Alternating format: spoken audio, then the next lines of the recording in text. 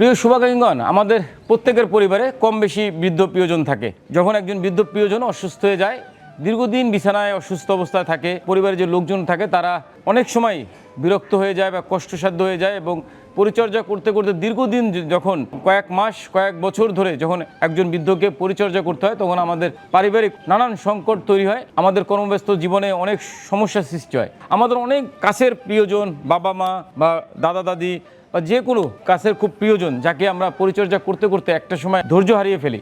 অনেক দিন ধরে বিছানায় থাকাকালীন আমাদের আর ভালো লাগে না যে তাকে পরিচর্যা করি। এছাড়াও অনেকে আছে আমাদের প্রবাসী বসবাস, কর্মব্যস্ততা, ছেলে মেয়েরা দূরে থাকে, অথবা অনেক সময় আছে ছেলে মেয়ে হয়েই নাই, আত্মীয় স্বজনের কাছে এখন অসুস্থ অবস্থায় আছে। অনেক সময় আছে যে পারিবারিক কলহের কারণে ছেলে মেয়ে বাবা মাকে দেখতে চায় না বা বাবা মাকে সহযোগিতা করা সম্ভব হয় না। অনেক সময় আছে যে সন্তান হয়েছিল মেয়ে, 2জন 5জন মেয়ে আছে যারা বিবাহের পরে স্বামী সংসার নিয়ে ব্যস্ত হয়ে গেছে, বৃদ্ধ বাবা বা মার কাছে থাকতে পারে না বা তাদের পরিচর্যা করতে পারে না। এমন কোনো প্রিয়জন যদি আপনার পরিবারে থাকে, আপনি যদি মনে করেন যে আপনার বৃদ্ধ প্রিয়জন আর আপনি পরিচর্যা করতে পারতেছেন না, আপনার ধৈর্য হারিয়ে ফেলছেন, অনেক বেশি কষ্ট হয়ে গেছে, সেক্ষেত্রে আপনারা আমাদের সাথে যোগাযোগ করতে পারেন। প্রিয় শুভাকাঙ্ক্ষীগণ, আপনারা জানবেন যে আমি ব্যক্তিগতভাবে প্রফেশনালি একজন নার্স। আমার ব্যক্তিগত নার্সিং প্রফেশনের অভিজ্ঞতা প্রায় 22 থেকে 24 বছর। 2002 থেকে আমি মেডিকেল সেক্টরে কাজ করতেছি। ফার্মাসিতে চাকরি জীবন থেকে শুরু, তারপর নার্সিং ট্রেনিং, নার্সিং জব, এবং একটা সময় এসে আমার বিভিন্ন অসুস্থ বৃদ্ধদের পারিবারিকভাবে পরিচর্যা করার সক্ষমতা তৈরি হয়।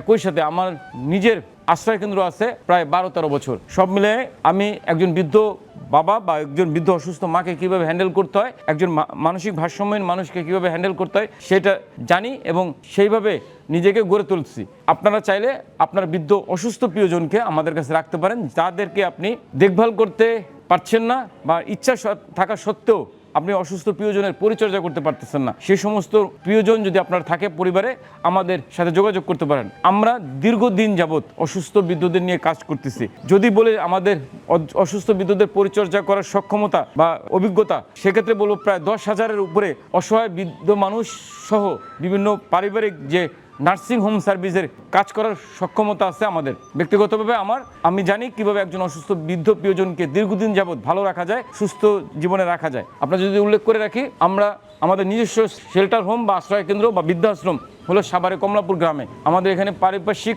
সক্ষমতা অনেক ভালো, পরিবেশগত অনেক ভালো। আপনারা দেখবেন আমার চারপাশে মনোরম পরিবেশ, সুন্দর খোলামেলা জায়গা এবং একটা রুমে 8 থেকে 10 জন থাকার সুবিধা। আমাদের এখানে রাখতে আমরা খরচ নিচ্ছি জন প্রতি 12,500 টাকা। যারা মোটামুটি হাঁটাচলা করতে পারবে, বাথরুমে যেতে পারবে, বাথরুম থেকে আসতে পারবে, এবং যারা একদমই বিছানায় পড়ে থাকবে, যাদের শরীরে ঘা পচন হয়ে যাবে বা যারা নিজের কাজগুলো করতে পারে না, নাকে এনজিটিউব বা যে কোনো স্ট্রোক প্যারালাইজড হয়ে শরীরে ঘা পচন হয়ে গেছে, এমন রোগীদের ক্ষেত্রে আমরা 18,500 টাকা নিচ্ছি।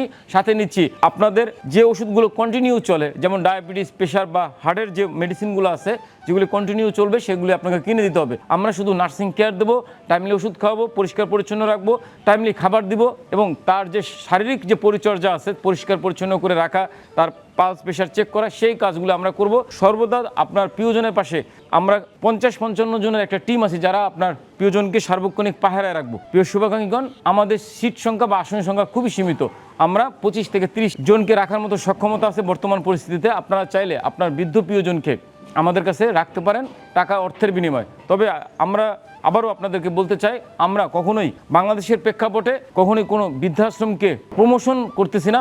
বাংলাদেশের বৃদ্ধাশ্রম আরও বেশি গড়ে উঠুক, তার প্রমোশন করতেছি না। আমরা চাচ্ছি আপনার বৃদ্ধ প্রিয়জন যে অসুস্থ আছে, তাকে পরিচর্যার মাধ্যমে একটা অর্থ সংগ্রহ করব, যে অর্থের মাধ্যমে আপনারা সকলে জানেন আমার আশ্রয়ে 2 শতাধিক বৃদ্ধ বাবা মা, প্রতিবন্ধী শিশু এবং মানসিক ভারসাম্যহীন বোনেরা আছে, যাদের পরিচর্যা খরচ আমাদের মাসে 28 থেকে 30 লক্ষ টাকা। খরচটা বহন করতে বর্তমানে আমরা হিমশিম খাচ্ছি। তারই ধারাবাহিকতা আমরা চাচ্ছি আপনাদের 25 থেকে 30 জন বৃদ্ধকে অর্থের বিনিময়ে রেখে আমরা একটা অর্থ সংগ্রহ করব, এবং আপনার বৃদ্ধ প্রিয়জনের পরিচর্যার পাশাপাশি অজ্ঞাত যে অসহায় বৃদ্ধ প্রিয়জন যারা রাস্তায় পড়ে আছে, তাদেরকে পরিচর্যার একটা অর্থ তহবিল সংগ্রহ করার জন্য। প্রিয় শুভাকাঙ্ক্ষীগণ, আমরা কখনোই বৃদ্ধাশ্রমের প্রমোশন বা প্রমোট করতেছি না, বৃদ্ধাশ্রম করার জন্য কাউকে উৎসাহিত করতেছি না।